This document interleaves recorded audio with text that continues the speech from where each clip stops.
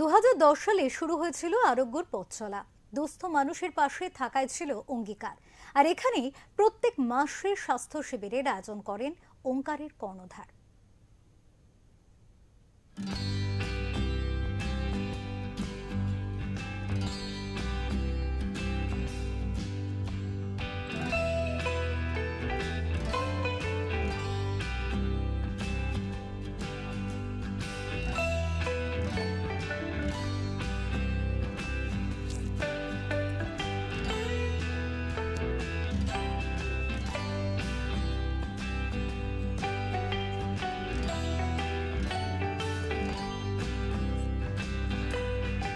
উত্তরসূরিদের সঙ্গে চুঁচুড়া আরোগ্যের গুরুকুঞ্জে স্বাস্থ্য পরীক্ষার শিবিরের উদ্বোধন করলেন গঙ্গা মিশনের রাষ্ট্রীয় সচিব প্রহ্লাদ রায় গোয়েঙ্কা।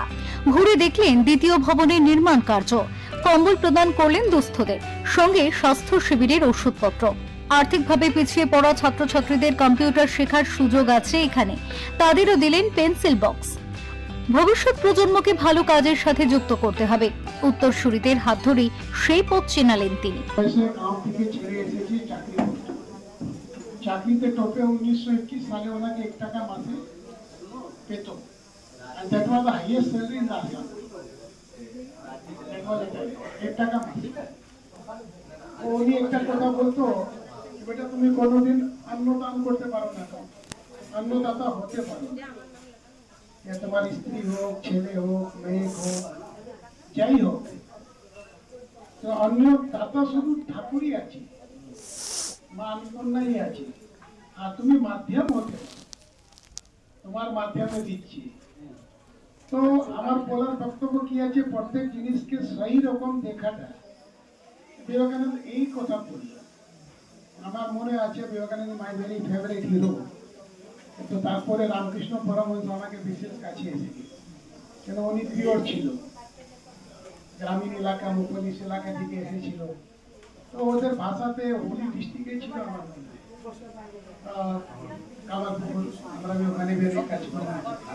ওনার যে নিট ছিল না কথাতে, বিবেকানন্দ একটু এডুকেশন হলে একটু বেচার হয়ে গেল ওখানে।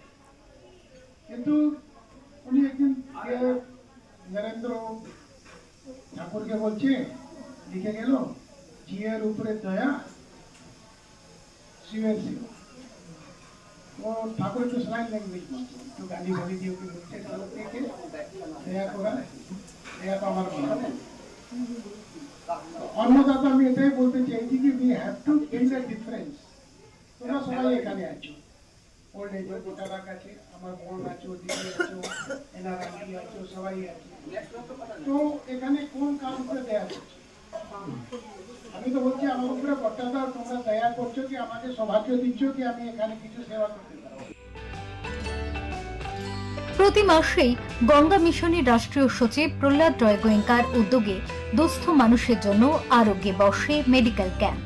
ইন্দ্রজিৎ দত্তের উদ্যোগে গড়ে ওঠা আরোগ্যে বাস বৃহত্ত্যাগী কমবেশি 50 জন বৃদ্ধ বৃদ্ধাদের। এমন মানুষদের পাশে পেয়ে হারানো দিনের ব্যথায় কিছুটা প্রলেপ পড়ে বইকি। হুগলি থেকে সুনন্দা দত্তের রিপোর্ট, ওঙ্কার বাংলা।